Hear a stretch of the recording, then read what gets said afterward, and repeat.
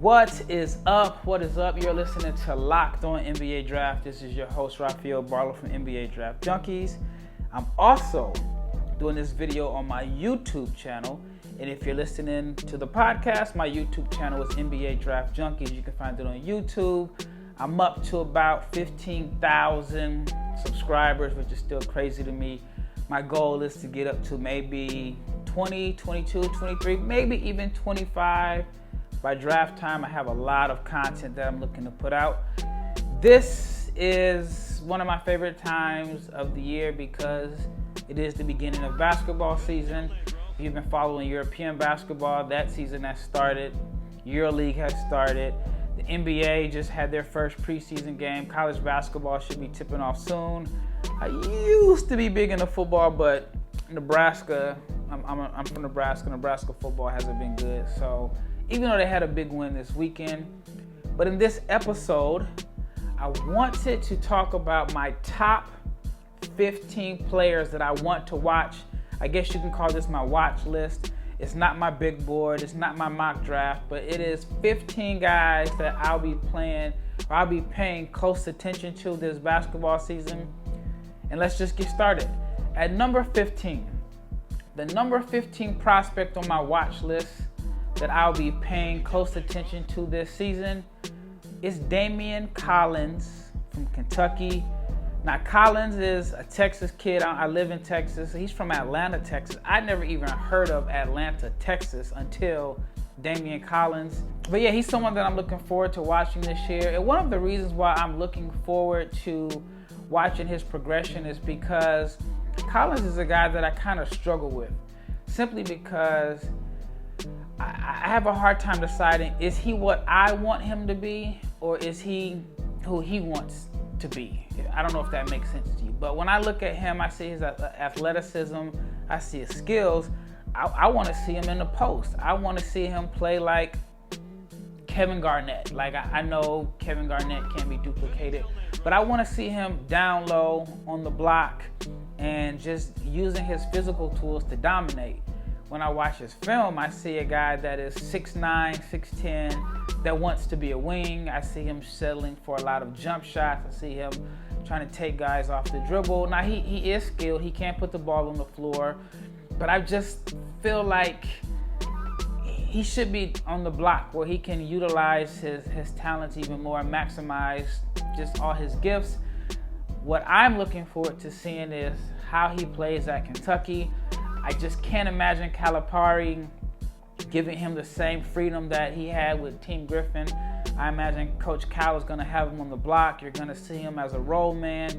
You're going to see him put up solid numbers at Kentucky, but then he could be a guy that, like Kentucky players in the past, outperforms his draft stock. And Bam Adebayo, I had a chance to speak with him this summer. One of the things that he mentioned to me when you're evaluating players from Kentucky, look at their high school tape. That shows you what they can do, because you might not see it, or you probably won't see that whole skill set while they're at Kentucky. And then once they make it to the NBA, you'll see like, oh wow, I didn't know that this guy could do that. So that is one of the reasons why I'm looking forward to watching Daimion Collins, because again, he has shown some wing type skills on the high school level. I don't think he'll be able to show them at Kentucky. I think you're going to see him play more so as the 5-man that I'm looking forward to seeing him play. And then maybe in the NBA, he actually gets a chance to showcase his full talent. But again, Daimion Collins is number 15 on my list of players that I'm looking forward to watching this particular season. And when I say this season, I'm not necessarily talking about college basketball, and I'm talking about just basketball period, whether it's college basketball or European basketball across the different leagues. All right, the next player that I'm looking forward to watching is Ousmane Dieng. Now, I've mentioned his name a few times on previous podcasts. So if you're watching on YouTube, check out my podcast on Locked On NBA Draft, and you'll see a lot of the content that I've had in the past.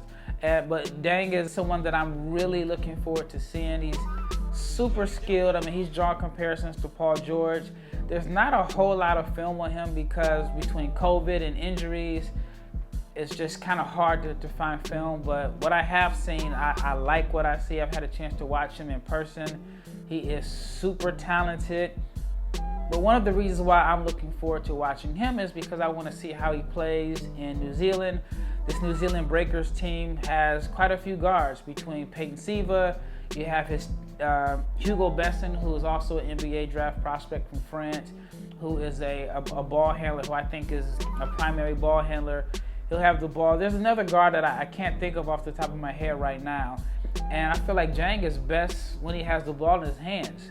And he could end up in a position similar to R.J. Hampton, where he is kind of standing in a corner, doesn't have the ball in his hands. And R.J. went to that same particular team, and I felt like his draft stock plummeted by going to New Zealand because he's used to playing with the ball in his hands. He got there, he was a young guy on a team that had some pretty good veterans, and he didn't really get a chance to, play with the ball in his hands. He really only got opportunities in transition if he created them.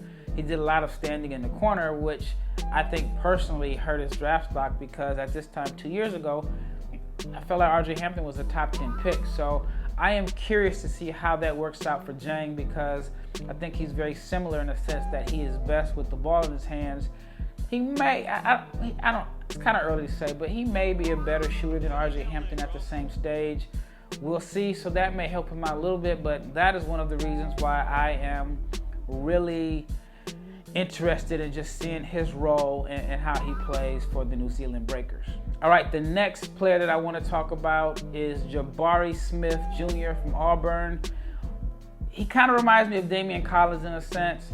I would love for them to be like traditional throwback 4s or 5s where they do a lot of their work in the post, and it kind of, I know they're skinny, so I know their frame right now isn't necessarily built for the physical contact, but it just seems like Jabari prefers to face up, put the ball on the floor, shoot jumpers. I've seen the comparisons to Jaren Jackson. I've mentioned that on the previous podcast. So what I am interested in seeing is how he plays at Auburn, seeing if we're going to see him operate in the low post or mid post, or is he going to be someone that the majority of his jump shots, or the majority of his possessions end up being jump shots? And if so, how well does he shoot? Is he efficient shooting all jump shots? The talent is there. I think that he can be a switchy defender, block shots, protect the rim, just show that he's very athletic. But I really want to see his role at Auburn this year. All right, the next player that I would like to see that's on my watch list is Jaden Ivey from Purdue. Ivey had a strong performance at the under-19s. I think that propelled him to possibly be the #1 returning player in all of college basketball. I've seen a lot of different lists, and they have him as the best returning player. So if he can carry that momentum in the season, that is something that I'll be paying attention to. And also his jump shot. I think that's the skill set that is probably going to draw the most focus. If he can become a better shooter and knock down jump shots, then it's pretty much a no-brainer at this point that he is the #1 returning prospect. So Jaden Ivey from Purdue is another player that I am looking forward to seeing. All right, coming in at number 11, it is Patrick Baldwin. And Baldwin is one of the most highly touted freshmen in this particular class that some may consider a deep freshman class. Baldwin chose to pass up playing for the blue blood schools. And even now, you have Overtime Elite, you got the Next Stars program in Australia, you got Kansas, Duke, Kentucky, North Carolina, UCLA. You have all these top schools that in the G League. So when you're a top-rated high school player, you actually have quite a few options. And Baldwin chose to bypass everyone that I just mentioned to play for his dad at Milwaukee. I am curious to see how that affects his draft stock. If he dominates the league, it's because he's supposed to. If he doesn't, then I think that's going to draw a lot of concerns and questions. He has a reputation of being a really, really good shooter, and we've seen that in like the high school level, we've seen it in the prep levels, but he was not an efficient shooter at the under-19s. I know that's a small sample size. I know it's kind of like playing on an all-star team with so much talent that it can be hard for guys to adjust. especially if they're used to having the ball in their hands. But Patrick Baldwin, playing for his dad at the University of Milwaukee, is another player that I'll be keeping my eyes out for this basketball season. All right, got to take a break, but when we return, I have more names of prospects that I'm looking forward to seeing this college basketball season.